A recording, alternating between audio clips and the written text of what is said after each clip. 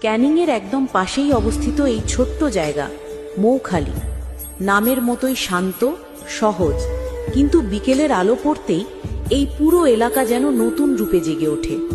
সূর্যের নরম রঙে চারপাশ আলতো সোনালি হয়ে উঠলে মানুষজন ধীরে ধীরে এসে জমা হয়। কেউ মোবাইলে ভিডিও করছে, কেউ চায়ের কাপ হাতে দাঁড়িয়ে গল্পে মশগুল, আবার কেউ কাছের রেস্টুরেন্টে বসে হালকা নাস্তা উপভোগ করছে।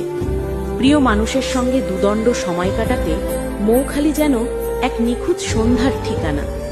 আর এই জায়গাটির সবচেয়ে মোহনীয় দিক, ব্রিজের পাশের জঙ্গল ঘেঁষা নদীর ওপর সন্ধ্যার ঠিক আগে দলে দলে পাখি এসে বসা। সেই দৃশ্যটা এমনই মনোমুগ্ধকর যে না দেখে বর্ণনা করা অসম্ভব। পাখিদের সেই শান্ত সমাবেশ, জল আর বাতাসের মিশ্র শব্দ, সব মিলিয়ে প্রকৃতির এক অনন্য মুহূর্ত সৃষ্টি করে। দিনের ব্যস্ততা শেষে